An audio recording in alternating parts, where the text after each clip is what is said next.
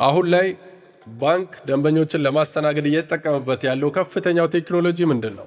በአሁኑ ወቅት ባንኮች ደንበኞቻቸውን በብቃት በፍጥነትና በደህንነት ለማስተናገድ እየተጠቀሙበት ያለው ከፍተኛውና ግንባር ቀደሙ ቴክኖሎጂ ሰው ሰራሽ አስተውሎ ወይም አርቲፊሻል ኢንተለጀንስ እና የተቀናጁ የዲጂታል ባንኪንግ ፕላትፎርሞች ናቸው።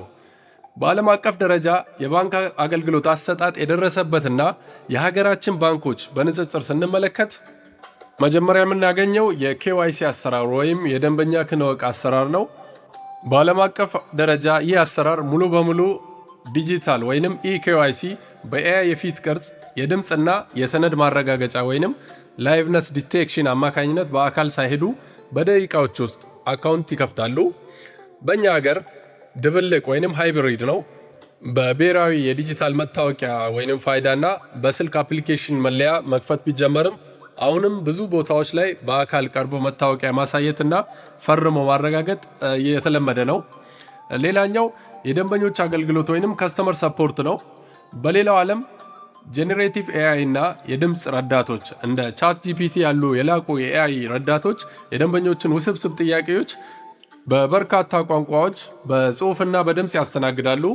ወደኛ ሀገር ስመጣ መሰረታዊ ቻትቦቶች እንደ ቤዚክ ቻትቦትስ በቴሌግራም ወይም በድረገጽ ላይ የተወሰኑ የተዘጋጁ ጥያቄዎችን ወይም ኤፍኤኪው ፍሪኩዌንትሊ አስክድ ኩዌስችንስ የሚመልሱ ቦቶችና የጥሪ ማዕከሎች ወይም ኮል ሴንተርስ በብዛት ይሰራሉ።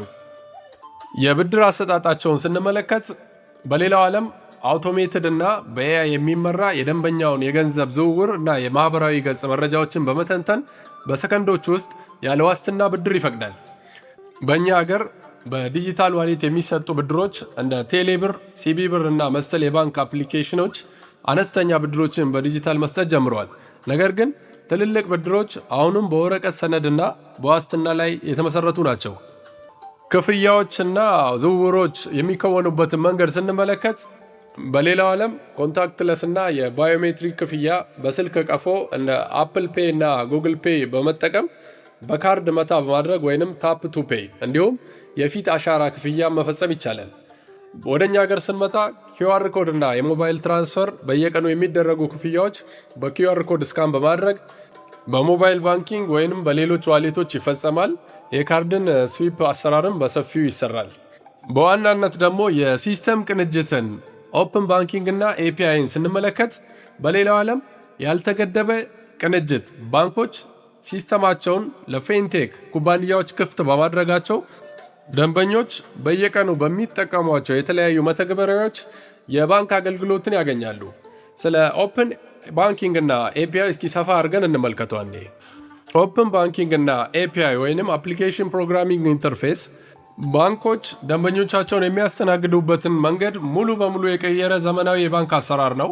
በአጭሩ ኦፕን ባንኪንግ አሰራሩ ሲሆን ኤፒአይ ደግሞ ይህን አሰራር እውን የሚያደርገው የቴክኖሎጂ ድልድይ ነው።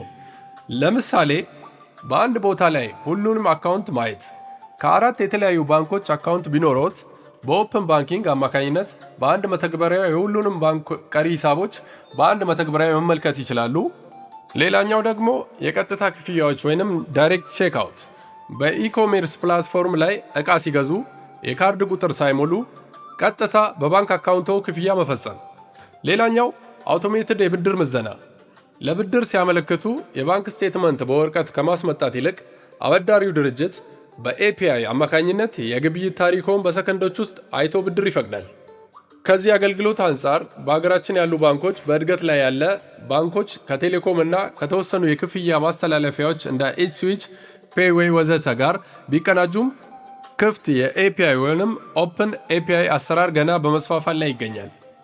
እንደ ባንክ ኢንዱስትሪ አሁን እየተሰሩባቸው ያሉ ጉዳዮችና እቅዶችን በአጭሩ ስንመለከት በዓለም አቀፍ ደረጃ ዋናው ትኩረት ሃይፐር ፐርሶናላይዜሽን፣ ደንበኛው የሚፈልገውን አገልግሎት ኤአይ አስቀድመው ገምቶ ማቅረብ እና ኢንቪዚብል ባንኪንግ፣ ደንበኛው ወደ ባንክ አፕሊኬሽን ሳይገባ በዕለታዊ እንቅስቃሴ ውስጥ አገልግሎትን ማግኘት ላይ ነው። በኢትዮጵያ ዋናው ትኩረት ፋይናንሻል ኢንክሉዥን ወይም ባንክ ተደራሽ ያላረጋቸው የህብረተሰብ ክፍሎችን ወደ ባንክ ማቀላቀል፣ የጥሬ ገንዘብ ዝውውርን መቀነስ እና የዲጂታል ባንኪንግ ተጠቃሚዎችን ቁጥር ማሳደግ ላይ ነው። ሐሳቡ ሰፊ ቢሆንም ለዛሬ ያዝነውን በዚህ ቋጭተናል። ቻናላችንን ላይክ፣ ሼር፣ ሰብስክራይብ በማድረግ አበረታቱልን። ቻው።